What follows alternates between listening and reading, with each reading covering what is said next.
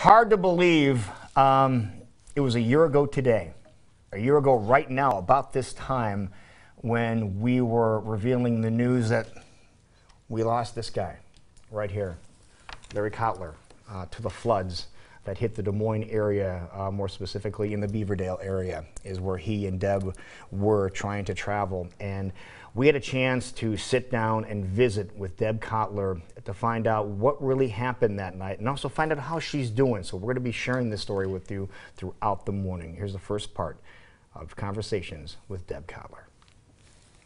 You know, as a guy who's a part-time umpire, that'd be a hard call to make. It's been hard, Lou.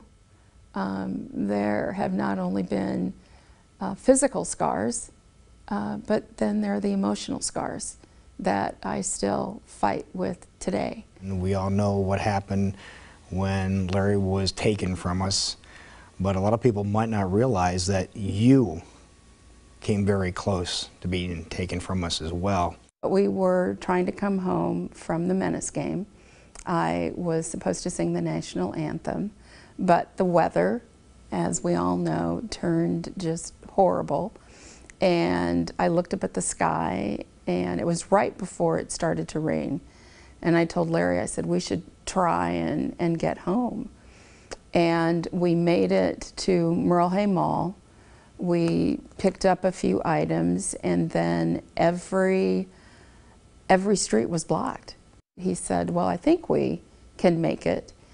And as soon as we made that turn, the water caught the car. Little did we know it ended up sweeping the car over a curb. Otherwise, we probably would have been, fine. But he was on the phone to 911. I was on the phone. Zachary had called because our basement had started flooding that night. And he had told the operator that the car was beginning to flood, and she told us to get out. There was a young couple that had come over to my side of the window, and I told them that we were just, as soon as he hung up, we were getting out of the car. We exited on his side.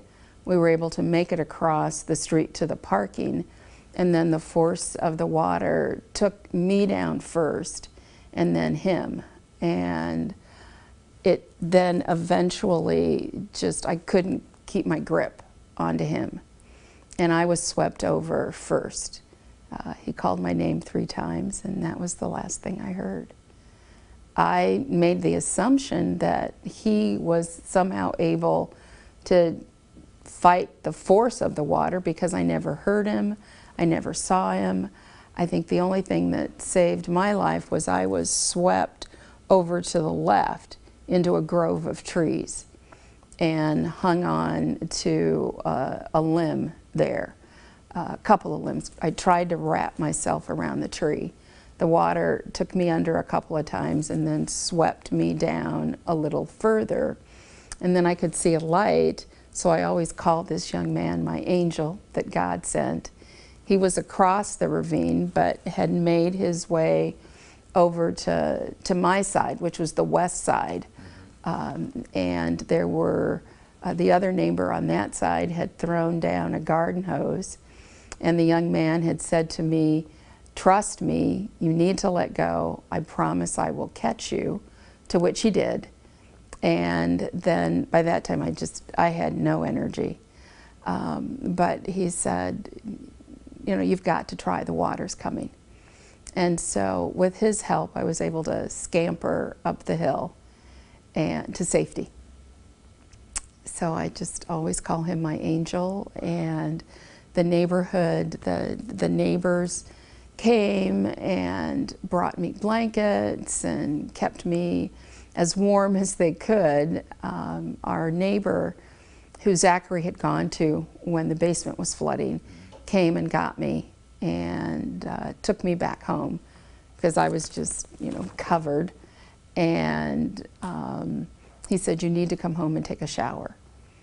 And so I did.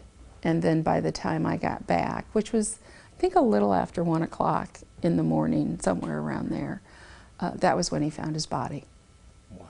And then I later found out I've been able to talk with the fire department and the firefighters, and they told me that when they found Larry, they treated him with much dignity and respect, which is all that I could ask. No, I mean, we're always excited because it's a brand new start. Everybody's excited because, hey, nobody has won or lost a game yet, and there's always optimism.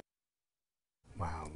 Always optimism. So the strength to be able to even to just talk about that. And she talks more. We're going to go more in depth into the conversations with Deb, things you have never heard before. Thank you to Don Smith for filming that and getting everything ready to go for that, because he captured some emotions there. But we're going to learn some things that happened that night, some more things that you haven't heard before. So as the show progresses, next hour we're going to show the second portion of that, and then the third portion in the third hour of the show, and then show you some of the fun things that happened yesterday. And yes, fun things at the year anniversary. There was a party because Larry wanted you to party. If you're going to talk about him, we'll show you some of those coming up later on in the program as well. But remembering Larry Cotlar today, a year ago, is when we lost him.